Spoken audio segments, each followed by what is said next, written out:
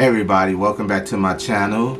Today is November the 6th, 2024, and the time is 9:06 p.m. Now today I'm going to be covering astrotheology. This is something that I've been studying. I've been studying astrology my whole life, and up until 2019, I didn't study the Bible. I didn't know much about the Bible because for some reason I never believed in the God thing. The way I've been taught about God, I just didn't believe in the church way of explaining God. I never did. But I read the Bible. Something was pushing me towards reading the Bible, find out what it is that I didn't get, because a lot of people around me were religious and they believed in God in a certain way, but I never believed in God in their way of believing in God. And sometimes I felt like an outsider growing up, because my family, they believed in God one way, and my friends, they believed in God in one way, the same way my family did, and I just didn't see God in the way that they saw God. But I studied astrology my whole life, and I felt kind of odd because I tried to join churches and kingdom halls, you know, and I just didn't get what they were so-called getting out of the church and out of Jehovah's Witnesses Kingdom Hall or whatever. But in 2009, I decided to actually read the Bible, because I didn't accept what the churches and bishops and pastors was teaching. So after a few years of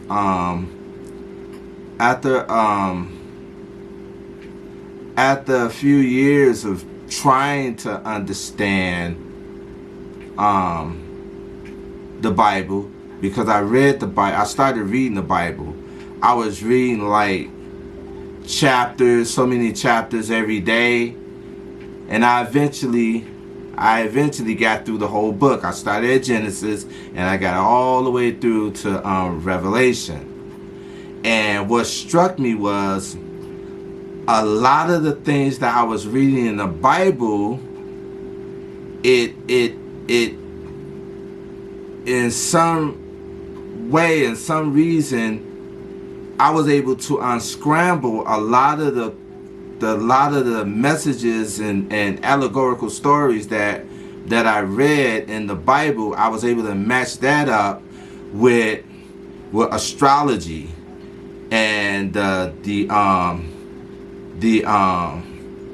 aspects between planets and the sun and the moon, and I was able to line some of those things up. Now, I'm not saying that I perfected it or perfected the study of astrotheology, but I see a lot of the parallels between the Bible and astrology, and that's what I want to get out. I want to help people understand that the Bible was constructed by men, so obviously it has some flaws in it, and hopefully with me sharing some information with you, I will be able to help you with those flaws that it have. So today I'm going to be reading out of this book called The Witness of the Stars, and it's by this guy E.W. Bullinger. And this is reading from his thoughts on the subject of astrotheology. It's not called that. He doesn't actually call it that, but I heard that phrase from another guy. I forget his name, but he does YouTube videos, and he connecting both. But back in ancient times, the priesthood had this knowledge. They had the knowledge of the celestial planets and the laws that so-called God gave to Moses. And the priesthood shared all this information, and this is what their secret societies was based on, the knowledge. Just to throw something else out there, Pisces was the age of hidden knowledge. During that age, which we're still in, but we're almost out of this age. We'll only be in this age for maybe another 125 years. Around 125 years, we'll be in the age of Aquarius. We'll move from Pisces to Aquarius. But until then, we're still in the age of Pisces. And during the age of Pisces, knowledge was hidden. Religion was a big factor during the age of Pisces. Now, I don't want to go too far off track. Let me start in this book. Okay. It says, surely there is something more referred to here than a mere wonder excited by the works of the Creator. When we read the whole passage and mark its structure and note the words employed, we are emphatically told that the heavens contain a revelation from God. They prophesy, they show knowledge, they tell of God's glory and set forth his purpose and counsel. It is a remarkable fact that it is in the book of Job, which is generally allowed to be the oldest book in the Bible, if not in the world, that we have reference to this stellar revelation. This would be at least 2,000 years before Christ.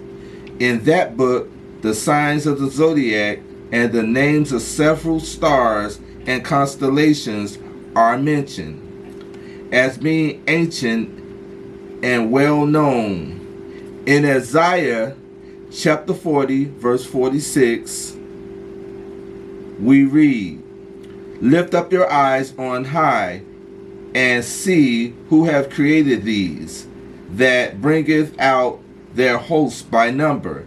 He called them all by name, by the greatness of his might, and for that he is strong in power.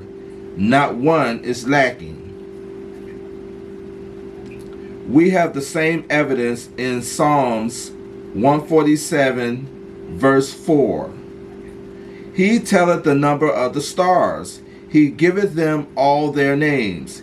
He is a distinct and divine declaration that the great Creator both numbered as well as named the stars of heaven. The question is, has he revealed any of these names? Have any of them been handed down to us? The answer is yes, and that in the Bible itself we have the names so ancient that their meaning is a little obscure. Of Ash, a name still connected with the great bear, Cecil, and Sema. They occurred in Job chapter 9, verse 9, which maketh Arcturus, the bear, Orion, and the Pleiades, and the chambers of the south, Marg, Heb, Ash, Cecil, and Sema.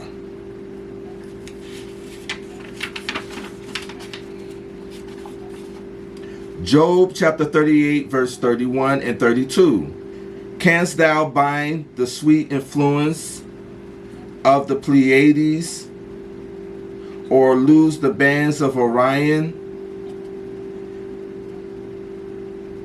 Canst thou bring forth Mazzaroth, the 12 signs?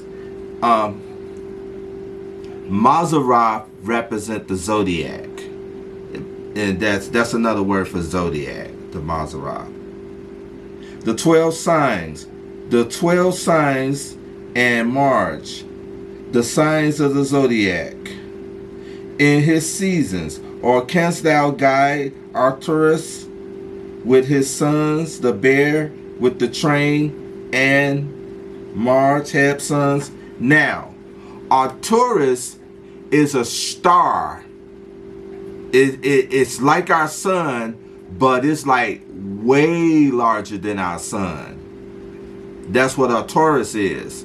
And NASA won't say this. I think they know, but they won't say this. The sun, our sun and our planet has binary connections to other galaxies. It's other galaxies. And certain times of the year, in certain ages, we feel those effects. They have an effect on us. Just like we're in the age of Pisces now.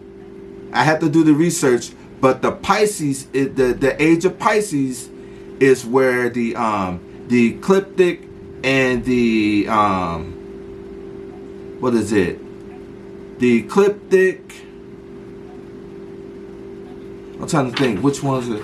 It's the horizon and the ecliptic. It's what is that point where it? It's where the it's 2 points that crosses each other that marks the age that we're in. And when we're in that age, we're connected. Our sun is connected to a constellation, and a constellation is a group of stars. Now, the astrological constellation is separate from the zodiac, but they were once lined up.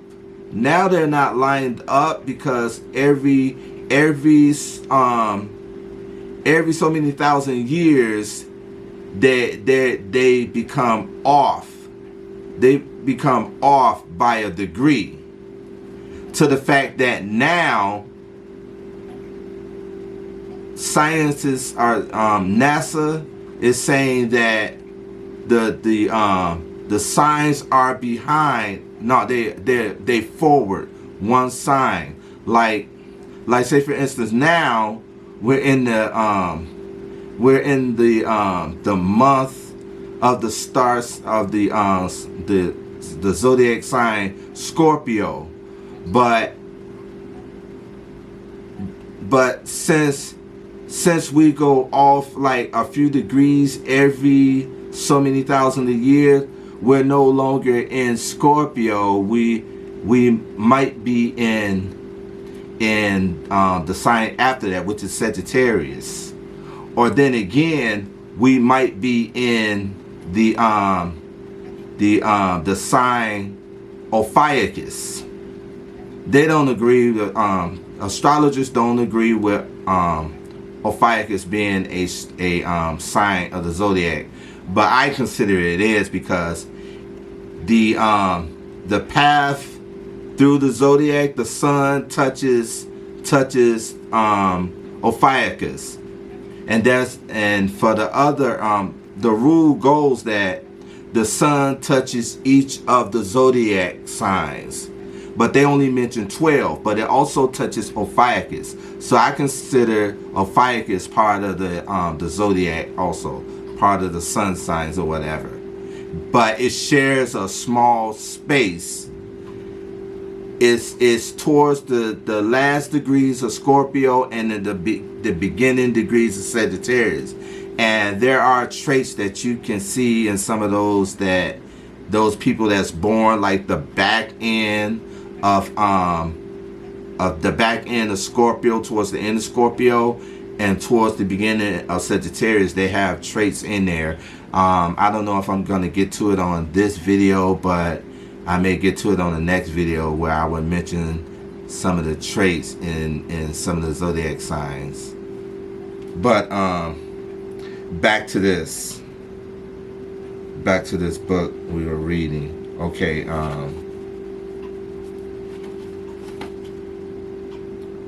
Okay, I think I was at, let me start over here. It says Job 38, chapter 38, verse 31 and 32. Canst thou bind the sweet influence of the Pleiades, or loose the bands of Orion?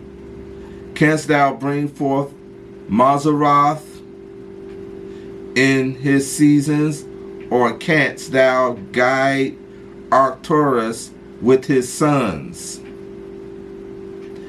Okay, Isaiah chapter 13, verse 10. The stars of heaven and the constellation thereof. Amos chapter 5, verse 8. Seek him that maketh the 7 stars. They're talking about Pleiades constellation. And Orion. And Orion is part of the Taurus constellation. Then we have the term Mazzaroth. Job chapter 38. Chapter 38,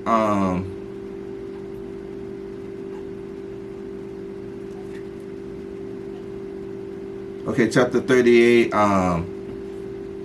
32. Chapter 38, verse 32. And the Mazzaroth, 2 Kings, the former in both versions, is referred to the 12 signs of the zodiac, while the latter is rendered planets, and in margin, the 12 signs or constellations. Others are referred by name. The sign of Gemini or twins is given as the name of a ship. Acts 28, verse 11, Castor and Pollux. Most commentators agreed that the constellations of Draco, or the dragon, is referred to in Job 26, verse 13. By his spirit he hath garnished the heavens. His hand hath formed the crooked serpent. This word garnish is peculiar. The RV puts in the margin beauty. In Psalm 16, verse 6, it is rendered goodly. I have a goodly heritage. In Daniel chapter 4, verse 2, it is rendered, I thought it good to show, referring to the signs and wonders with which God had visited Nebuchadnezzar. It appears from this that God thought it was good to show by these signs written in the heavens and wonders of his purpose and counsel, and it was by his spirit that he made it known. It was his hand that coiled the crooked serpent among the stars of heaven. Yeah, that's another thing. Ophiuchus is associated with the serpent. Thus we see that the scriptures are not silent as to the great antiquity of the signs and constellations.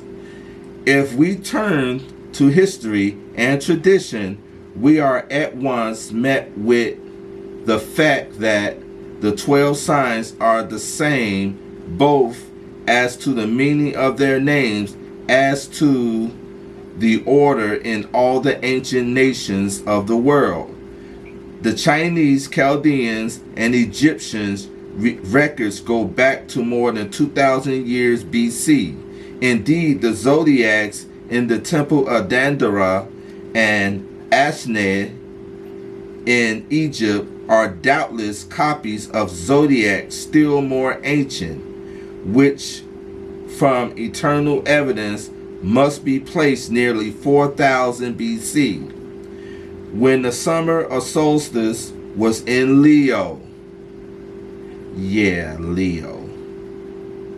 Leo, we're coming out of the Ice Age. It was the Ice Age that we were coming at, that we were in Leo. Josephus hands, let's see, Josephus hands down to us what he gives as the tradition of his own nation, corroborated by his reference to 8 ancient Gentile authorities whose works are lost. He says that they all asserts that God gave the Antediluvians such long life that they might perfect those things which he had invented in astronomy. Cassini comments his history of astronomy by saying, "It is impossible to doubt that astronomy was invented from the beginning of the world. History, profane as well as sacred, testified to this truth." Noet, French astronomer, infers that Egyptian astronomy must have arisen 5400 BC. Ancient Persian and Arabian traditions ascribe its invention to Adam, Seth, and Enoch. As I was saying, the priesthood was given this, because this is a line of priesthood mentioned here. Adam gave the knowledge to Seth, Seth gave the knowledge to Enoch, and Enoch gave the knowledge to Melchizedek. Melchizedek gave the knowledge to Abraham. Abraham gave it to Isaac, and Isaac gave it to Jacob, and Jacob gave it to his sons, the 12 tribes. Okay, ancient Persians, Arabian traditions ascribe its invention to Adam, Seth, and Enoch. Josephus asserts that it originated in the family of Seth, and he says that the children of Seth, and especially Adam, Seth, and Enoch, that their revelation might not be lost as to... Hold on one second. Okay, where was I at? Okay. It says, the ancient Persians and Arabian tradition ascribed its invention to Adam, Seth, and Enoch. Josephus asserts that it originated in the family of Seth, and he says that the children of Seth, and especially Adam, Seth, and Enoch, that their revelation might not be lost as to the 2 coming judgments of water and fire, made 2 pillars, one of brick, the other of stone, describing the whole of the prediction of the stars upon them. And in case the brick pillar should be destroyed by the flood, the stone would preserve the revelation. Book 1, chapters 1 through 3. This is what is doubtless meant by Genesis 11, chapter 11, verse 4. And they said, "Go, let us build us a city and a tower whose top may reach unto heaven." The words "may reach" are in italics. There is nothing in the verse which relates to the height of this tower. It merely says and his top with the heavens, with the pictures and the stars, just as we find them in the ancient template of Dendera and Esna in Egypt. This tower with its planisphere and pictures of the signs of the and constellations, which to be erected like those temples were afterwards in order to preserve the revelation, lest we be scattered abroad upon the face of the whole earth. Okay, it says this is corroborated by Lieutenant Kinsey, well known for his learned research and excavations among the ruins of Babylon, who, after describing his various discoveries, says about 5 miles southwest of Hela, the most remarkable of all the ruins, and Beers, Nimrod of the Arabs, rises to the height of 153 feet above the plain, from a base covering a square of 400 feet, or almost 4 acres. It was constructed of kiln-dried bricks in 7 stages to correspond with the planets to which they were dedicated. Okay, something about what is said right here. They said the towers that Nimrod built, one, they built from bricks. I associate that with the pyramids, and they were, it said they were done in 7 stages to correspond with the planets, which they were dedicated to the lowermost black, the color of Saturn, the next orange for Jupiter, the third red for Mars, and so on. Now see, it's not saying, till today we don't know how the pyramids were made, but we do know that they connect to the constellations. They connect with constellations. All the pyramids worldwide are in sync with each other. They connect with each other, and the main pyramids that they connected to, which I believe they're the ones in Giza, are connected to the constellations of Orion. But I think they all the pyramids around the world are connected to certain constellation. But I think also that they all connect to each other, and the one in Giza may be the main one. But let me go back here,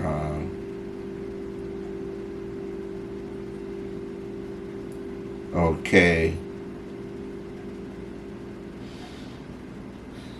Okay, it says these stages were surmounted by a lofty tower, on the summit of which were all told were the signs of the zodiac and other astronomical figures, thus having, as it should have been translated, a representation of the heavens instead of a top which reached unto heaven.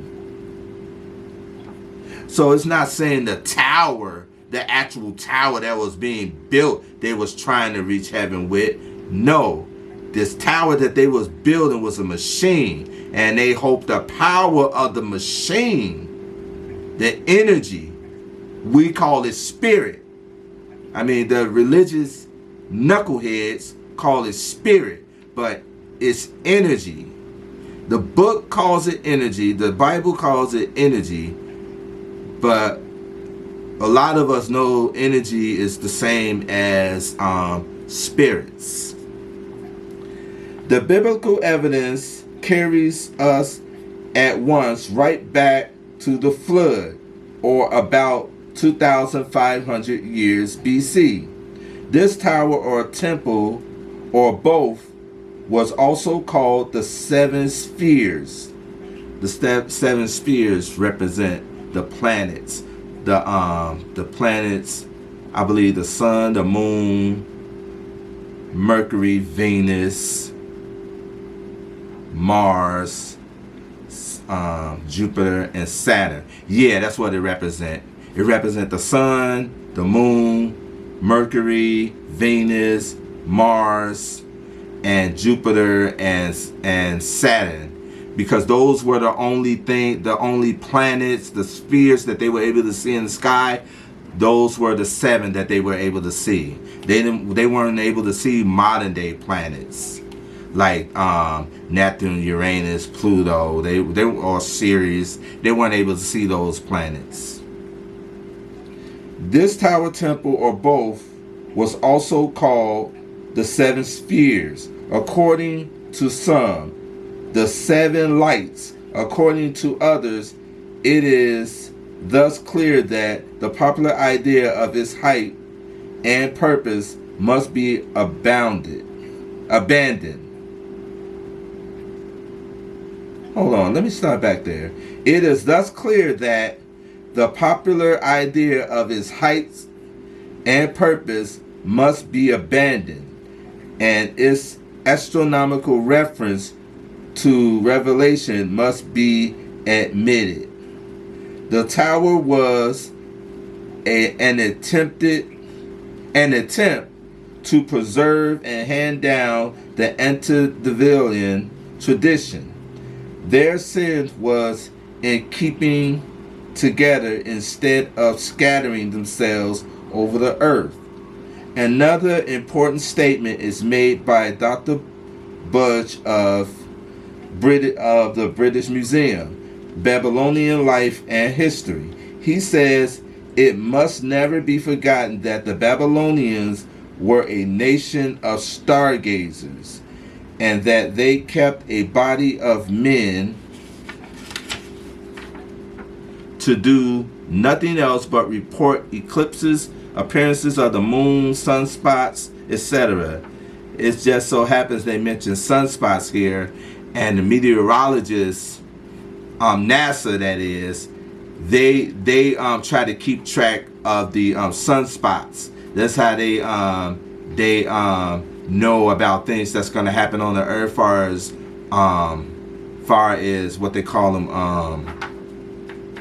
what do they call them, earthquakes and hurricanes and stuff like that.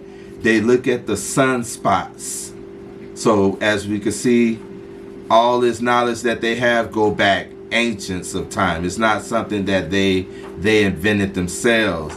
The ancient people that were here, they invented numerology, astrology, meteorology, and all this other good stuff.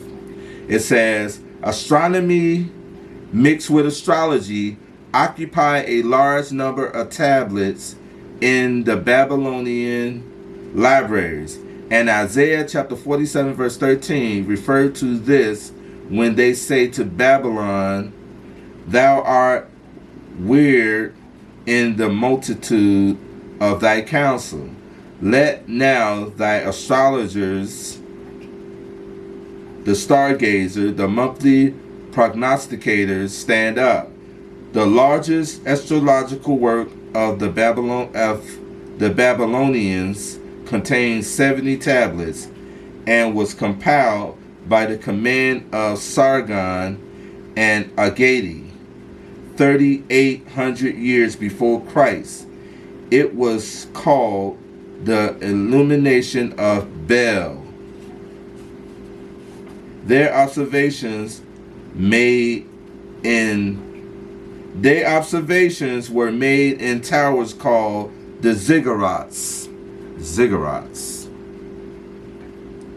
They built observatories in all the great cities, and reports like the above were regularly sent to the king.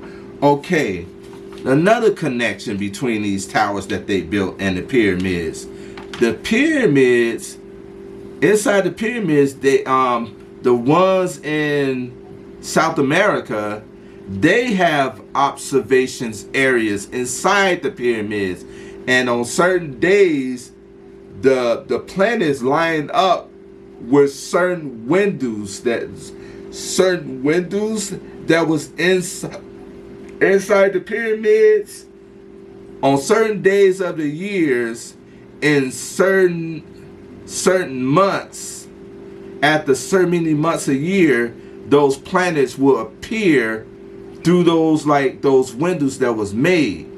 Because a lot of these planets, they take a certain amount of time to circulate around the sun. Because all these planets that we can see in our solar system circulates around the sun. But it goes a lot deeper than that, because the sun is connected to those other stars and those other constellations. They have to be.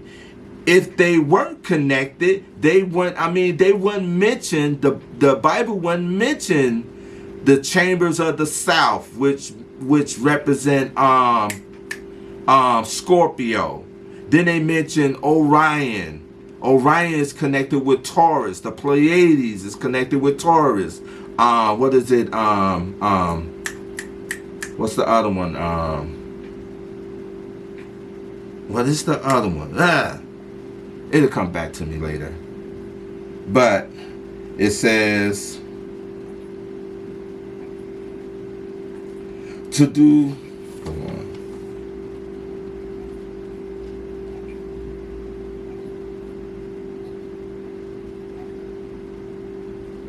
Okay. Have been made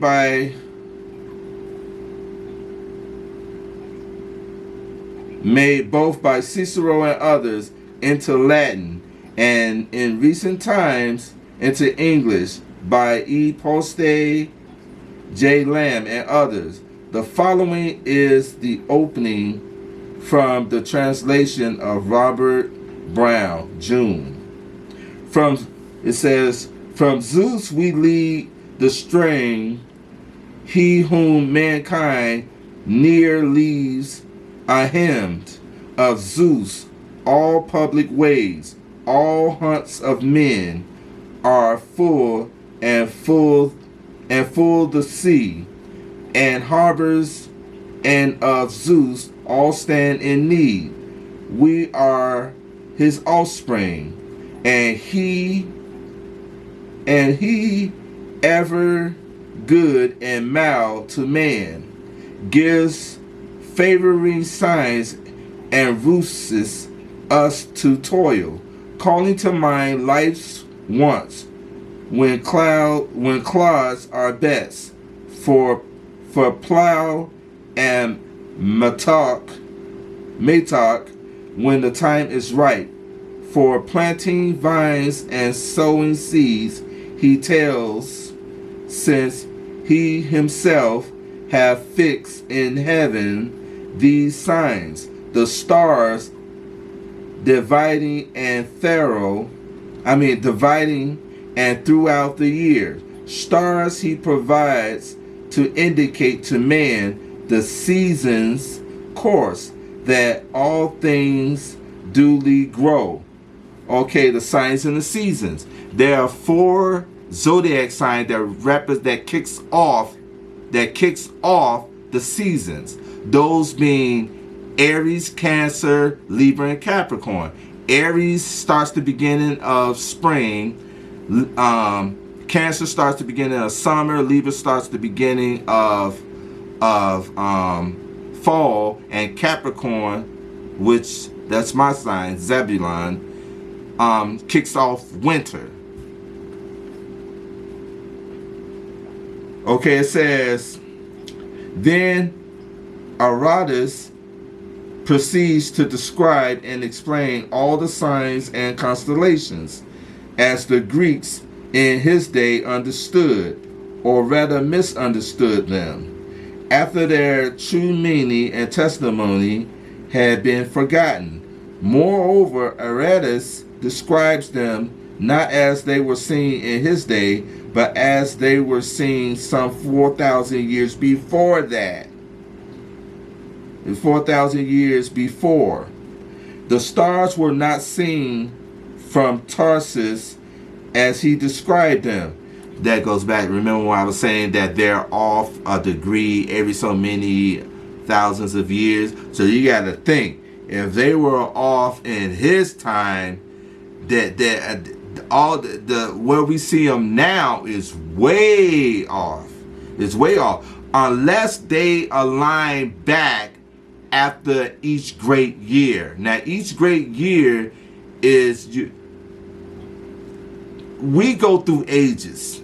The ages, they say, we go, the age changes, what, 2,150, but I doubt that because each constellation is different. Like it says that Pisces, it says that if we went by what they say, in 2,150 years, we will be going into Pisces. But if you look at the constellation of Pisces and Aquarius, like I said, it's a point that it must be reached before it moves into Aquarius.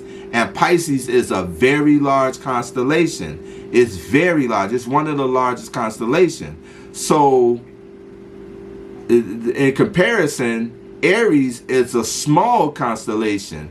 So the age of Aries wasn't as long as the age of Pisces. The age of Pisces was already over 2,000 years now. But the age of Aries was only like 1,800 years or something like that.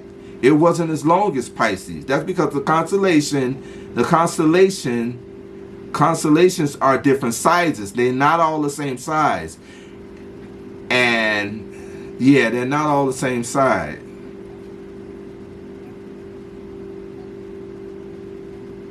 Hold on, let me check something. Okay, I'm sorry about that. I'm back. I thought my sound went out. Yo. Yeah. Okay. It says, moreover, Aratus describes them not as they were seen in his day, but as they were seen some 4,000 years before. The stars were not seen from Tarsus as he described them, and he must therefore have written from a then ancient zodiac. For notwithstanding that we speak of fixed stars. Fixed stars are constellations, fixed stars, because they appear to us not to be moving compared to regular stars. Now, back in their time, the planets were considered stars along with the sun and the moon. Now, the sun is a legitimate star because the sun is where we get life from, and the sun, our sun, all the planets go around that star. That's why when NASA is looking for planets, they look for stars. They look around the stars that they find, because usually planets are close to stars, because planets rotate around stars. So when they try to look for planets, they look for stars first. It says, the stars were not seen from Tarsus as he described them, and he must therefore have written from a then ancient zodiac. For notwithstanding that we speak of fixed stars, there is a constant, though slow, change taking place among them. There is also another change taking place owing to the slow recession of the pole of the heavens, about 50 degrees in the year, so that the Alpha in the constellation of Draco, Draco. I think Draco is associated with Leo. Yeah, I think Draco is associated with Leo. Was the polar star when the zodiac was first formed. The polar star, now Alpha, in what is called Ursa Minor.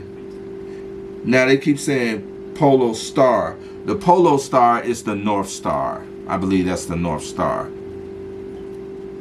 Ursa Minor. This change also carries us back at least 5,000 years.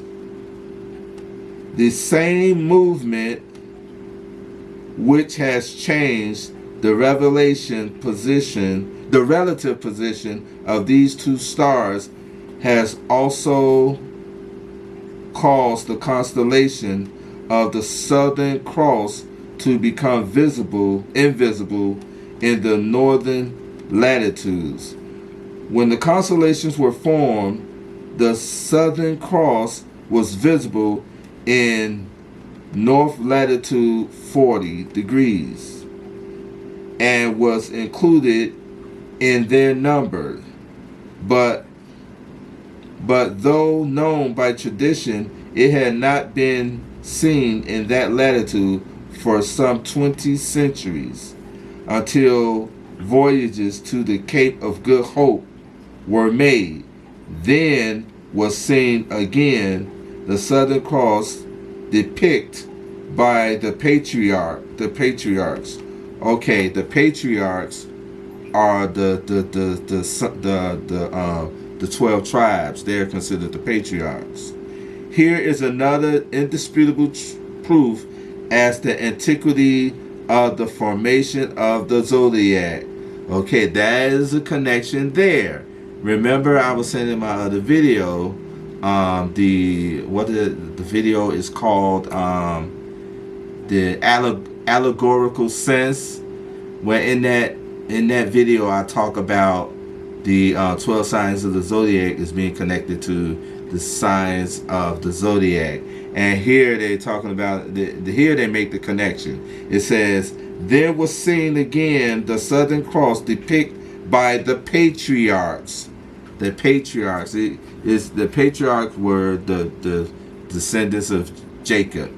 And as that is concerned, I have a book right here I wanted to get into called The Testaments of the 12 Patriarchs. The 12 patriarchs is the sons of Jacob, which is the 12 tribes. It says, Ptolemy 150 AD transmit them from the Hipparchus 130 BC as of unquestioned authority, unknown origin, and unsearchable antiquity. Sir William Drummond says that the tradition of the Chaldean astronomy, seeing the fragments of a mighty system falling into ruin.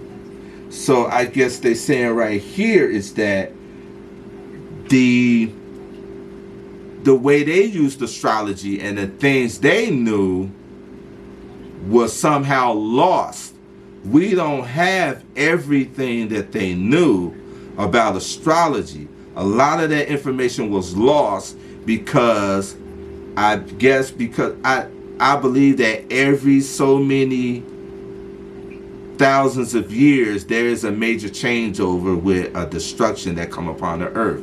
It has to occur within a great year. A great year is when you get to the end of the passage of the equinox, reaching all the zodiac ages. Like right now, we're in a great year because we're about to leave Pisces to Aquarius. We're about to leave a great year. So that marks something something happens in the heavens. Something happens in the heavens when we reach that point. This is why they're talking about, the world governments are talking about changeover and all this other stuff, because they know something goes down when we reach that point. That's why they talk about the sun and what years that we're in, far as this sun that we see when we look in the sky today. That is not the same sun that was there that the ancients, our great ancestors, saw.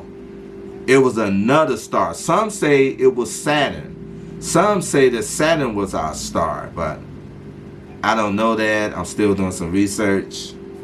But let me go back to this.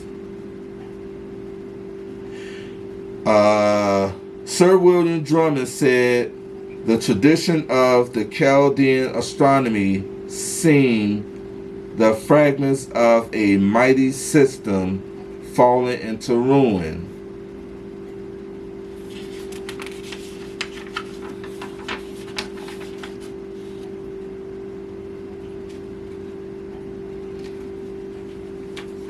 Okay. The word zodiac itself is from the Greek zodiakos, which is not from zo, to live. Not from zo, to live, but from a primitive root through the Hebrew sodai, which in Sanskrit means a way. Its etymology has no connection with living creatures, but denotes a way or step, and is used the way or path in which the sun appears to move amongst the stars. That's why I was saying, when it's known that the sun goes in every zodiac sign, and it stays in that sign at least 30 days. That's where we get our months from. The months is associated with a particular sign. They're all connected. It's all connected. And my belief is that this is what put those governments that are in power, the governments that are in power today, the European nations. This is the knowledge that they was withholding. Back when I was growing up, they said knowledge is power. Knowledge is power. Yes, knowledge is power, but that power can only take place when you use that power, when you know what you could use that power for and you used it. They got in power by keeping everybody else dumb, by keeping that knowledge from them. When they took over nations, they took over everything. They killed off all of the things that could keep that nation in place, like their teachers, their priests, their astrologers, and all. They killed those folks off. Like when we were brought over here, we were cut off from our culture. Black Americans were cut off from their cultures.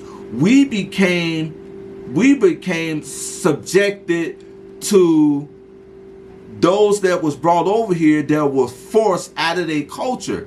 They could not teach their children their culture, the knowledge of where they from and all that. They cut them off from that. That's why I don't consider myself African American, because I'm not from Africa. Even though my ancestors were, I'm a product of America. I was born into this system, raised into this system, taught in this system. So that's why I don't go with African American. I go with Negro American or Black American. Those are the two that's in reference to my race and reference to my culture.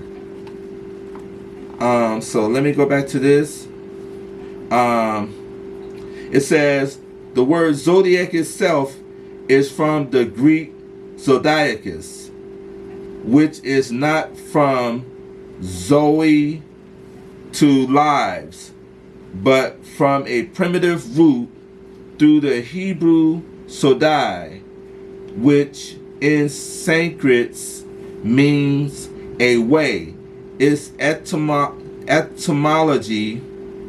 has no connection with the living creatures, but denotes a way or step and is used of the way or path in which the sun appears to move amongst the stars in the course of a day. I have another question.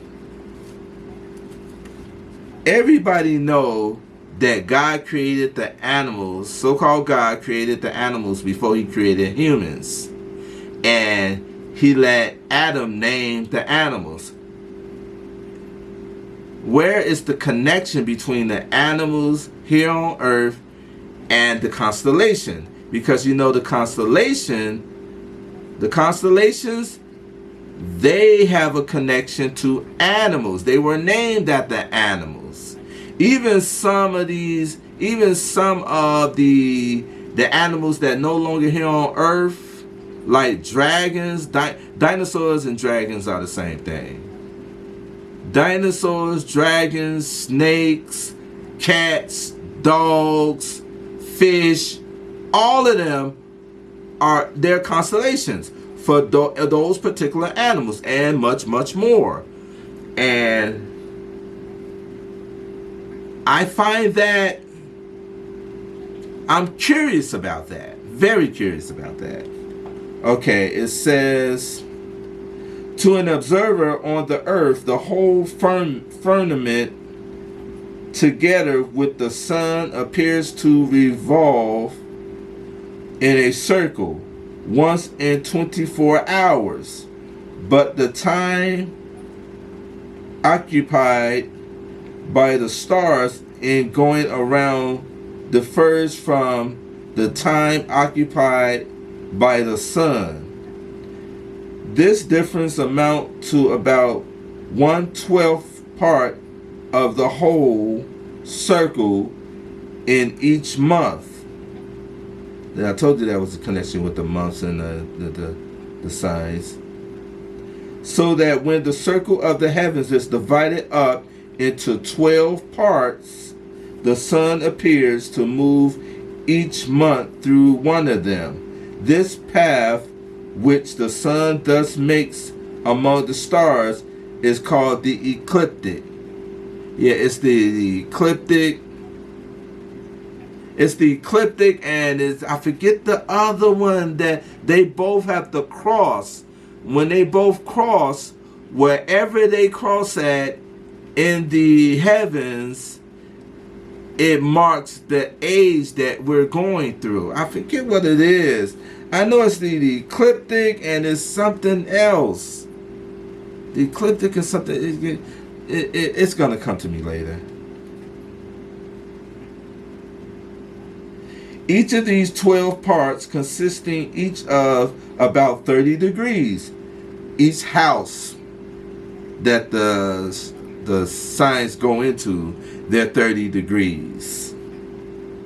Is distinguished not by numbers or by letters, but by pictures and names, the signs of the zodiac. And this, as we have seen from the very earliest times, they are preserved to the present day in our almanacs, and we are taught their order in the familiar rhymes: the ram, the bull, the heavenly twins, and next the crab and the lion shines, the virgin and the scales, the scorpion, archer, and the sea goat, the man that carries the water, and fish which glittering scales, that's Pisces. These signs have always and everywhere been preserved in this order, and have begun with Aries. Now, the zodiac starts with Aries, but the constellations, the path of the constellation don't go in the order of the zodiac signs. They go in another order. That order of that starts at Leo and end with Virgo.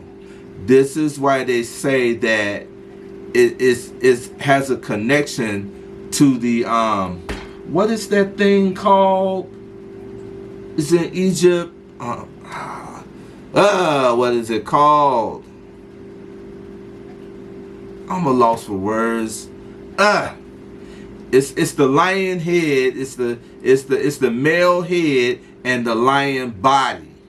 I'm trying to think. What is that called? It'll come back to me. Okay, these signs have always and everywhere been preserved in this order and have begun with Aries. They have been known amongst all nations and in all ages, thus proving their common origin from one source. The figures themselves are perfectly arbitrary. There is nothing in the groups of stars to even suggest the figures. This is the first thing which is noticed by everyone who looks at the constellations. Take, for example, the sign of Virgo and look at the stars. There is nothing whatever to suggest a human form. Still less is there anything to show whether that form is a man or a woman. And so with all the others. The picture, therefore, is the original and must have been drawn around or connected with certain stars, simply in order that it might be identified and associated with them, and that it might thus be remembered and handed down posterity. This is kind of how why they how they got information from people that was here before us is they're drawing, like for the Caucasians in the Caucasus Mountains, they got a lot of information off their pictures on the walls and stuff. And just like the ancient black Egyptians, they wrote their information on walls of the pyramids, and they call them hieroglyphics. That's the information, the drawings that were on the walls in Black Egypt, which is Kemet, the black dynasties of Egypt before they fell to the Greeks and all these other nations. It says, there can be no doubt as the learned authorities of Mazzaroth conclusively prove that these signs were afterwards identified with the 12 sons of Jacob. There we go. It says it right here. There can be no doubt as the learned authorities of Mazzaroth conclusively proves that these signs were afterward identified with the 12 sons of Jacob. Joseph sees the sun and moon and 11 stars bowing down to him, he himself being the 12th. That's in Genesis chapter 37, verse 9. The blessings of Jacob, Genesis 49, and the blessings of Moses, Deuteronomy 33. Both bear witness to the existence of these signs in their day, and it is more than probable that each of the 12 tribes bore one of them on its standard. We read in Numbers chapter 2, verse 2, every man of the children of Israel shall pitch by his own standard with the ensign of their father's house. Okay, this is how they were put into groups and camps. This standard was the degel on which the sign was depicted. Hence, it was called the ensign. Ancient Jewish authorities declared that each tribe had one of the signs as its own, and it is highly probable, even from scripture, that 4 of the tribes carried its sign. And that what I was saying in the other video, that will be Leo, Aquarius, Taurus, and Scorpio. So that'll be Judah, Reuben, Joseph, and Dan. If the lion were appropriated to Judah, that's Leo being appropriated to Judah, then the other 3 would be thus fixed and would be the same 4 that equally divide the zodiac at its 4 cardinal points. According to Numbers 2, the camp was thus formed. Now, this is as far as I'm going to go on this video. Now, like I said, those 4 camps is Leo, Aquarius,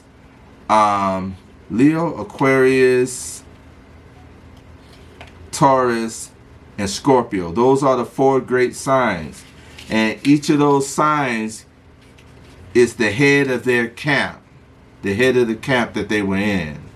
But that's all I got on this video. I will be back in another video in continuation from this. Hopefully you found this video to your liking, and hopefully you would give me a, what do you call it? You would give me a like and subscribe to this channel. Thank you. Stay blessed. Bye bye. Bye for now.